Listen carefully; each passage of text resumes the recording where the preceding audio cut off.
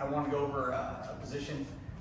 Eddie Bravo made it like super popular with like the EVI tournaments, and it's part of the overtime where you can take someone's back or get into a spiderweb position. It's a super good position to control somebody, and we started doing this a long time ago before he even had that competition. I learned it from him, but it's almost like a basic armbar position with a couple things that are different where they can't just like roll away, and you can be in that position for a long time with the control you have on it, okay? And then you have an arm, and you're pretty much getting ready to kill that armbar, okay? So I will talk about the position first, and then what we need to do to break that arm in order to go into the submission part, okay? So we'll go this way. Head over. So we won't talk about actually how to get into the armbar position from here, but the spiderweb position, what a lot of basic armbar positions, right, they keep their kind of heel against the head, and I'm bringing my foot under his armpit and I'm squeezing at the same time, right? So when I get to this position here, it's easy for me to finish. Sometimes people are really good and they start grabbing onto their arms or getting like a position where they're defending, okay? And this is where that spiderweb position comes in, okay? So what I need to do, instead of keeping this position or where I'm just putting pressure sideways on my knees, this is where I am gonna cross my feet, and it's okay to, because I'm gonna be behind his shoulder and his back is flat on the mat. If I cross my legs and he's on top of me, I'm giving room and I can't finish that position. All right, so when I get this position, I'm gonna cross my legs here. So if you look, one of his escapes to turn away from me, he's stuck. His shoulder's stuck right here, and he can't move away, okay? Now, from this position, I'm staying close. I'm still trying to keep my knees in tight as I can, but this is the most important part right here, because my hips are controlling his arm closest to me, and my feet are controlling the arms furthest. So he's almost getting to that barbed wire position where he's stuck like this without me even doing anything with my hands yet, okay? So it doesn't really matter how he's holding to defend. The position for me to control is this, okay?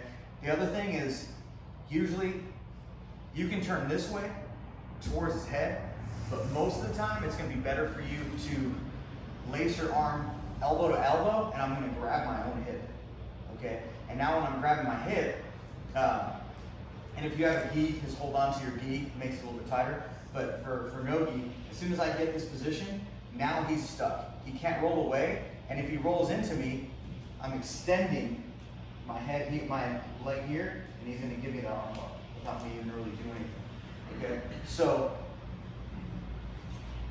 arm laced through, elbow to elbow, grabbing my hip, and I'm sitting up in this position, okay? Feet tight, and keeping this really bunched up position, knees locked in, guard towards me, and I'm here, okay? And now, from here, I'll go into a basic escape, and we'll go into a little bit more advanced stuff. As he's holding his arms, however he's holding, the best way for me to control and break a grip is going wrist to wrist, okay? Master Merva taught this to me a long time ago, and if I have trouble, if I go straight wrist to wrist, I usually break it, even on the biggest, strongest guys, okay? So if I'm here in this position, I'm still want to control this arm, so I'm going to bring my other arm to go elbow to elbow, and now from here, my wrist is just going to go here. And as soon as I'm getting this position, it's easy for me to finish, okay? And a lot of times when we're finishing arm bars, people want to be perpendicular, like directly at that 90 degrees. I find it, maybe because I'm a little bit smaller, I like it to finish at that 45, just like everything else that we do. So when I get this position, if I'm coming up here, I'm at a 45. This way, if he wants to sit up, my knee can kick him back down, right? Where if I'm here, he can kind of roll into me a little bit this way. And I don't really like that. Obviously, he can start stacking me and get to that position, right? So all I'm doing is getting my wrist to his wrist, and I can just start pulling, okay? And it doesn't take a whole lot of effort, and you'll start feeling, we're like, oh, okay, there it is, and then it just snapped, okay?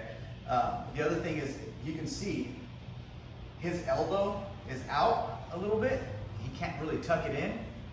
And my elbow is tucked into my position here, right? My elbows are in, so who's in a stronger position?